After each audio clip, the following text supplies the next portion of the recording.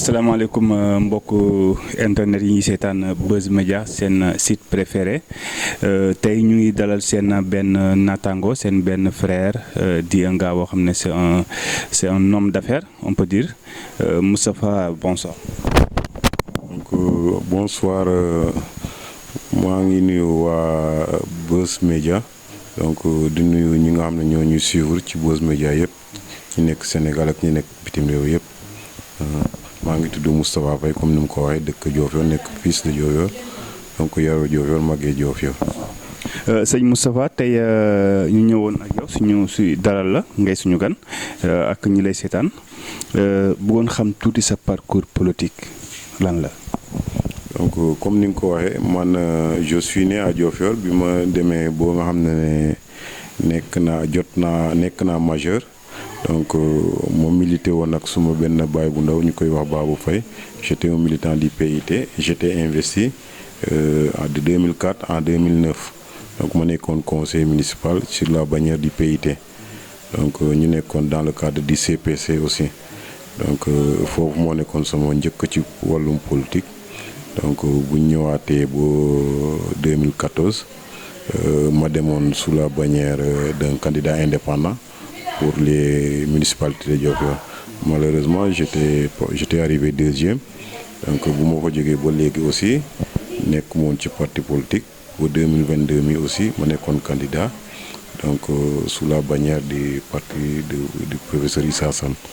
donc comme aussi gagné wu ma mais sant yàlla j'avais le même score presque donc par rapport à 2014 donc loolu moo nekkoon fi nga xam ne daal foofu laa jaaragum ci wàllum cadre politique waaw. waaw dégg ngeen comme ni ngeen ko waxee ci wàllu parcours politique am tey Moustapha ñu nekk ci actualité politique nekk ci les élections législatives nekk ñëpp Sénégal yëpp di joŋante ngir wàllum député yi ñu gis tout récemment docteur Cheikh Kanté il était là kii moo xam ne recevoir nga ko dimanche à domicile lan moo waral tey nga ñëw maanaam fekk ci li nga xam ne mooy la Benno Bokk Yaakaar bi. donc comme ni ma ko waxee balaa may def dara donc dinaa jéem a leeral tuuti puisque en 2017 législative ak 2019 ñun Benno la ñu wooteloon donc j'avais donné une instruction par rapport ak suñu militants yëpp ñu jàppale Benno mais li boobu ba léegi nag dañoo arrêté woon suñu activité ci cadre Benno bi. léegi nag bi ma toogee ba yàlla def Cheikh Kanté mi nga xam ne mooy coordonné département bi yëpp mu nekk nit koo xam ne peut-être yéen bi ñu ko yéen mu xam li koy xaar ci yéen boobu mu dugg fu ne nga xam ne nañu war nañ mun a indi une valeur ajoutée ci Benno bi ma toog ba mu fekk sama fii waxtaan ak man ma xam ne kii aussi ku xam Cheikh Kanté ak fi mu jaar ci parcours am nga xam ne ku bugg a développer réew mi la donc c'est déjà un homme d'affaires c'est un nit personnage politique boo xam ne aussi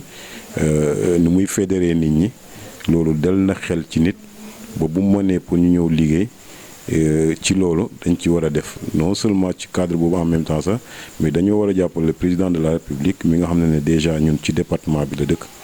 nekk un fils du terroir donc ñun aussi ku ci nekk ñun loolu lañ mooy suñu ndam dañu ko bëgg a ndamoo ci département bi pour jox ko une majorité à l'Assemblée nationale donc suñu wargal ci loolu moo tax ñu fekk ji leen jàppale leen donc yaakaar naa ne peut-être xanaa da nga may laajal ci côté audience bi ma def ak président de la République wala. waaw balaa loolu liñ si bëggoon laaj d'abord mooy dinañ ñëw si question boobu mooy li waral parce que question boobu dañ ci introduire sax pourquoi monsieur Moustapha Diouf a choisir monsieur Moustapha Faye autant pour moi a choisir de soutenir le président Macky Sall son excellence. donc man comme ni ma ko waxee rek ren mi c'est grâce au ministre Cheikh Kanté bokk na li gën a yombal pour ñu mun a ñëw jàppale président de la République donc pour jox ko fii ci Diofior ak ci département bi une majorité écrasante à l'Assemblée nationale te su soobee yàlla loolu mooy suñu tànk ci loolu donc comme it bi professeur bi le ministre Cheikh Kanté defee démarche pour ne président recevoir na ma donc on a fait un entretien boo xam ne toog nañ lu yàgg ay waxtu yoo xam ne on a échangé sur tout Moi, tu sais que moi je suis un acteur de développement donc je bosse sur plusieurs projets yoo xam ne dañoo nekkoon en stand-by donc bi ma ko ñaxtee président de la République mu xam ne lii pour njëriñu askan bi la donc daf ci taxawaay boo xam ne tey ma gën a génn taxaw pour mun ko jàppale puisque vraiment ñun population bi nga xam ne moom moo ñu tax a toog fii ñun tënkoon ay projets yoo xam ne dañoo nekkoon en stand-by wala ñu amoon tuuti ay rëq-rëq yàlla def na loolu décanté na ko si rapidement boo xam ne puisque xam na ne c'est au profit des populations donc kon gouverner c'est pour pouvoir gérer la société te pour gérer société bi mooy jàppale askan bi loolu la xam mébét boobu la xam moom la ñu gën a may loxo pour ñu gën ko jàppale ci loolu maa ngi ci profité na di ci féliciter présentement comme ni ma ko waxee le ministre Cheikh Kanté bi nga xam ne moo nekk artisan wu loolu yëpp ñun gën ko dëgëral ne on lui a donné notre parole incha allah on fera de notre mieux lu ñu mun ci kattanu yàlla dinañ ko def boobu pour moom ci moo xam ne def nañ lu ñu war. D'accord sëñ Moustapha tey aussi ñu gis malgré les opposants qui sont dans la commune di ay opposants yu am doole nga nekkoon ci benn pàcc bi tey lan mooy sa différence ba tey ku mel ni le docteur Cheikh Kanté mën na recevoir mën na ñëw fekk ci la waxtaan ak yow lan la te suñu xoolee ci élection yi sa taux de vote bi ñu mën a ni ñu ko mën a waxee mooy que ne je pense que dépensé wul 16 heures donc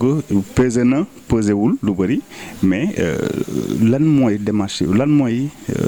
différence bi tax avec les autres ba ñu mën la jël ci récupérer la pour nga gunge le président Macky Sall. waaw comme ni ma ko waxee xam nga ki ma xam da ngay xam ne mos sa demul ak parti politique ñun population yi la voix des populations la ñuy jël koo ci gis mu nekk beneen candidat dafa dem ci parti politique fekk fa ay nit ñu nekk ay militants yoo xam ne dañuy wooteel parti bi nekkul ci nit ñooñu c'est ça la différence entre les autres candidats de l'opposition donc en tant qu'acteur de développement ñi ma doy ci li may def ñoo may wooteel kenn ku ci nekk nag da génn ci parti politique dem defi candidat bu nga xool ndax dina gis nit donc man ci côté boobu laay waxee mooy la différence entre les candidats de l'opposition donc lu may ñaax ak li may lancer appel à ça tey Diofior moo ñu yiiteel ku ci ne xam nga li nga xam ne moom nga ma bët seet nag ku ci ne bëgg nga lu baax pour Diofior mais tey lu baax pour Diofior ñun dañuy wax nit ñi ñu delloo seen xel nga xam ne tey dañoo am un président de la République boo xam ne ci département bi la dëkk te tey luñ fi mënta am mënatuñu ko am ci beneen président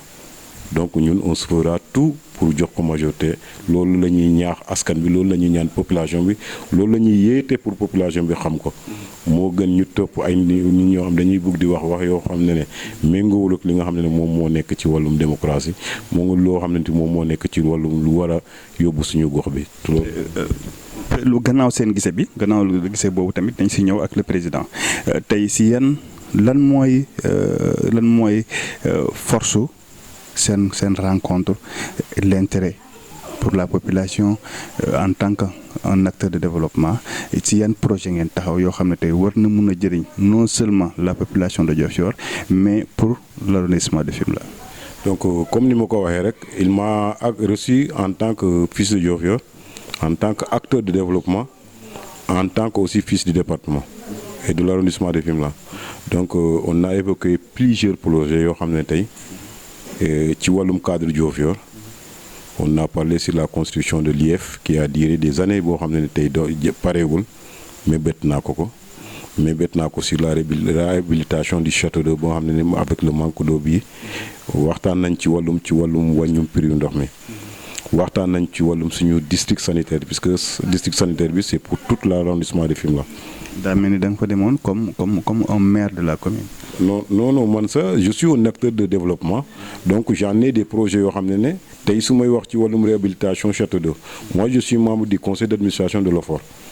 donc je connais très bien waxuma ci turu maire mais damay wax ci turu en tant que acteur boo xam ne. waxuma nga wax ci turu maire mais da nga fa dem maanaam comme parce que li ngay kaasal noonu la population moo tax ma ne da nga fa dem comme un maire de la commune. waaw non puisque li may mébét nii nekkul pour Diofior rek société IEF bi ça couvre plusieurs localités. société district de santé bi ça couvre plusieurs localités. société château d'eau bi donc ça c'est pour la commune ay extension sur l'éclairage public on a parlé aussi sur la réinsertion des jeunes sur la formation moi que je vous parle aujourd'hui nous avons une formation auto-école sociale boo xam ne def nañ ko on a une demande forte de sorte que la demande est supérieure à ce que nous devons offrir. Nous sommes arrivés à presque 800. On a eu des moniteurs qui assurent la formation. Avec les lenteurs administratives, je suis pris au président pour lui faire part de ça, puisque c'est un besoin d'urgence. Boo xam ne ñi ko ciy def nekkuñu waa Diofior kese, arrondissement bi, département bi, région bi yëpp ñoo ci ne. Donc sur la formation des moniteurs des collectivités éducatives boo xam ne sous le SINAC aussi, ce diplôme là ça va permettre à tous les jeunes femmes yi nga xam ne dañoo bëgg a liggéey ci wàllu monitoring wala jardin d'enfants et tout, de sorte que c'est pas pour Diofior kese. Donc j'ai plaidé certes pour Diofior, mais j'ai plaidé aussi pour l'arrondissement de Fimela, j'ai plaidé pour le département, mais j'ai plaidé aussi pour le Sénégal, puisque je suis un mec boo xam ne fu ne laay dugg ci réew mi, donc j'ai fait des projets partout, donc de sorte que li may liggéey dama koy liggéey ci département bi, dama koy liggéey ci région bi yëpp. Donc on amène un appui au projet de l'État. Donc comme ku gis ma ki aussi, comme on parle de l'émergence du Sénégal, donc tey Fatick daf ci am wàll bu mag te mu ngi koy dawal boobu li mu ngi koy def ni mu waree, donc ñun aussi dañ ci war a ñëw jàpp rek pour gën a. On a parlé beaucoup de choses quand même sur la réinsertion des jeunes, puisque tey société chômage bi ci jeunes yi nga xam ne dañuy bàyyi jàng ak affaire yooyu, on a beaucoup parlé de ça. On a convenu à des sujets yoo xam ne on a convenu ci lu bëri loo xam ne tey suñu yàlla jàppale ci lii ñu bëgg tey, yaakaar naa ne Diofior du féete ginnaaw ci loolu. sànq dugg nga si wàllum ndox te muy lu commune bi yëpp di wax. Suñu forage bi c'est détruit par Moustapha, suñu moteur bi c'est vendu par Moustapha. C'est des questions que j'entends, c'est des paroles que j'entends tout le temps. Donc mais pour mu leer nga leeral nit ñi réellement ce qui s'est passé si problème château d'eau boobu exactement, parce qu'il y a des gens qui disent que si monsieur le maire ñi di naan Moustapha, voilà. C'est-à-dire comme ni ma ko waxee rek, xam nga politique, man je ne suis pas politicien. Donc si waxtu politique jotee ku ne day bëgg a profiter pour créer sa adversaire te gàkkal ko loo xam ne nekkul. Man duma président de la République pour mun a jël alalu Diofior def ko dara te kenn mënu ma ci wóor dara, loolu yëpp ay kasaw la rek. Donc moteuru pompe forage bi bu ñuy yor Agifor maa ko jëndoon, ñun dañ ministre bi état bi ñoo ñu ko joxoon, boobu moo fi nekkoon ba noonu la ndox mu neex mi di ñëw. Donc certes s'il y a des crises, chacun a sa manière d'interpréter, voilà, mais nag ce qui est essentiel tey ñun xam nañ liñ fa def, yàlla xam na ko, population bi xam na ko, les gens intégrés xam nañ ko. Li ci des nag comme lu ñuy wax ay usine dafa ne ceeb bu sew moom voilà wax wajjo affaire yooyu wajjo loolu ay nit la, mais man tey ku ma xam na ne Diofior moom moo ñor. Diofior moom moo ñor nag nekkul ci ay wax rek, dafa war a ànd ak jëf. Voilà, souvent ma gis nit ñi ne Diofior mais dafa war a ànd ak jëf. Donc mais dama bëgg a Diofior loolu ku ne ku juddoo Diofior da nga bëgg a Diofior, puisque tey Diofior moo ñu may liñ ne. Donc ki nga xam ne nag génnul fenn, Diofior lu ma mun di am tey, lu ma mun tey Diofior moo ma ko may. Kon gisuma nekk nit moo ma gën a bëgg Diofior, puisque dama nekk ñoo xam ne su ma dama am ñu bëri ñoo xam ne dañoo def ci lu bëri Diofior, man ma topp trace boobu pour ñooñu li ñu def ma def lu ëpp loolu mooy suma xeex ci Diofior waaw.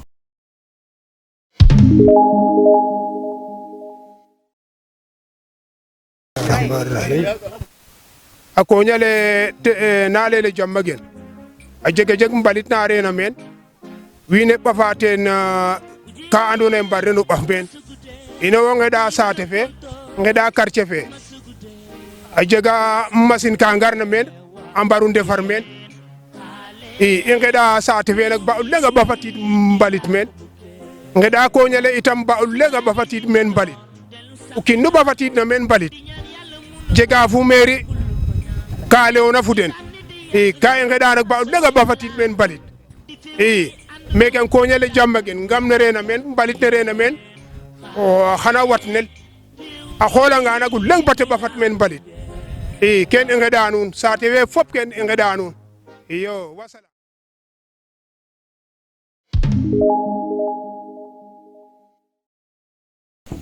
Voilà suñu mbokku internet yi ñuy seetaan avec Buzz Media TV c'est votre site préféré, ñu ngi suñu deuxième partie Moustapha ñu ngi woon ci sa kii bi la Macky Sall recevoir mais balaa boobu. sa gisee bi nga gisee ak président nee nañ dañ laa may oto ndax dëgg la. ba nga koy nduuta ndaat quoi. waaw c'est-à-dire loolu dinaa ci wax xam nga nit ñi toujours dañuy bëri wax rek donc man bii mooy sama 11e oto ci carte grise ci oto ouais. kon oto ma am ci ça tombe nag moi mon frère cadet il vit aux États-Unis donc tout li ma am ci oto yëpp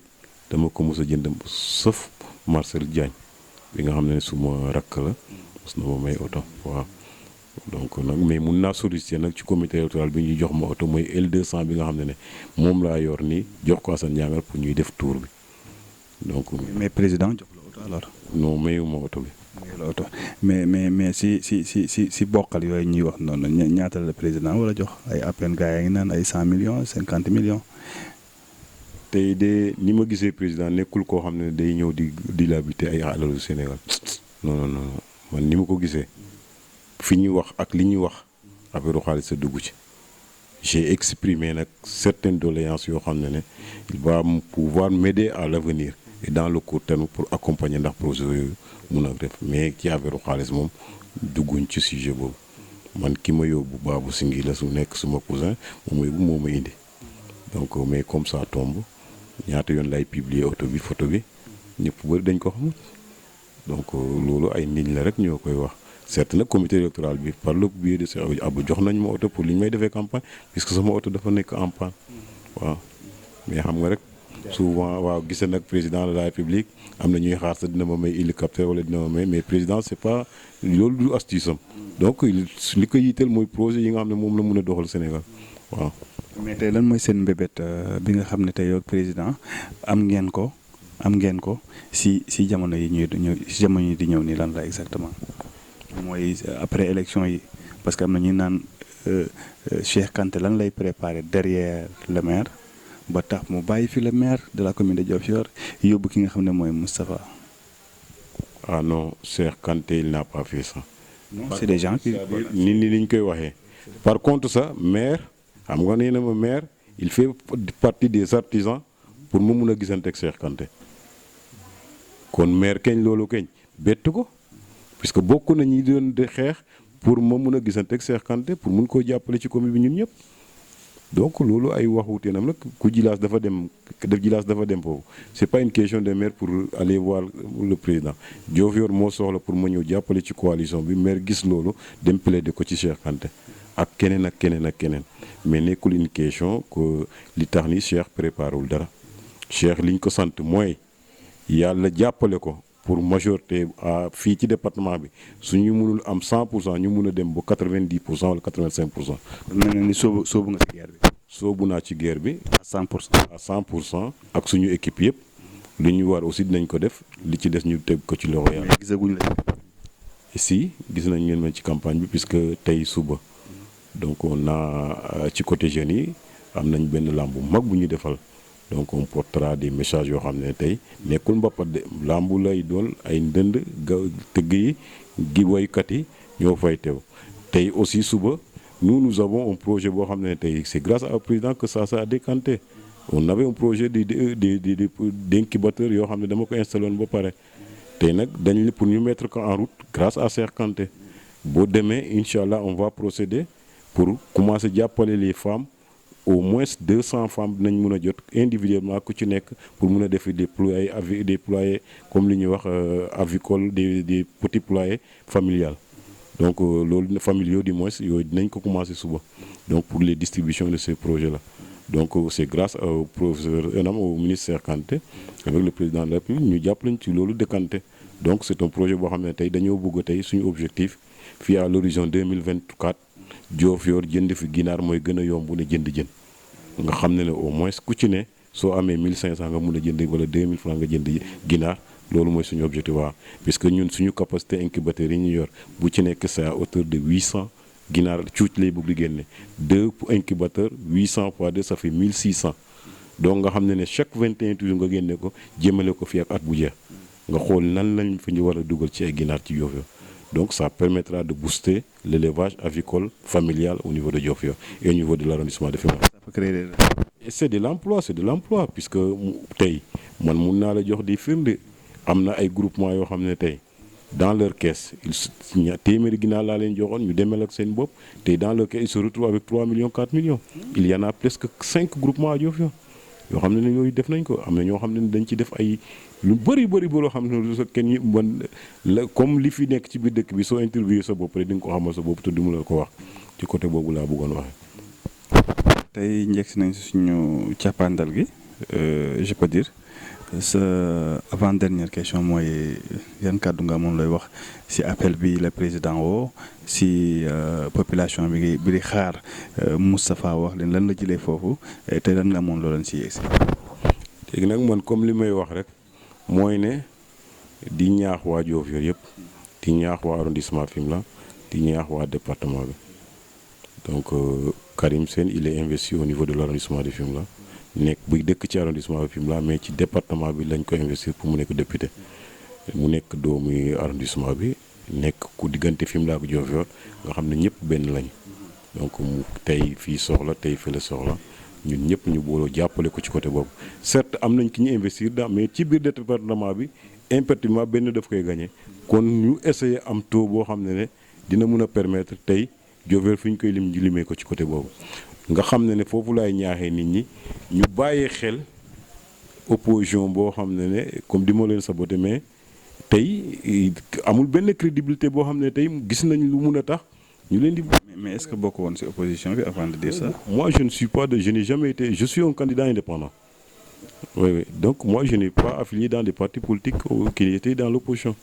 Oui. Moi j'étais dans l'opposition. Mais je dirais, en termes nourrice, on dit Woura. Woura c'est dire non à l'opposition. Oui. Donc c'est le slogan de notre campagne, Woura. Ouais. Moustapha le maire est Woura et comme dégg ngeen ni nga ko waxee ñu leen di gërëm vraiment di leen sant di gërëm ñi nga xam ne ñoo nekk ci seen écran lu ñu seetaan di leen wax ne tey suñu invité bi vraiment kontaan nañ ci moom di ko ñaanal aussi yàlla suturaal ko dooleel ko ba lim namm ci dëkk bi ak fi mu bëgg a yegg yàlla yóbbu ko fa ci kàttanu suñu borom ñu leen di wax jërë ngeen jëf et à bientôt ci beneen numéro merci beaucoup.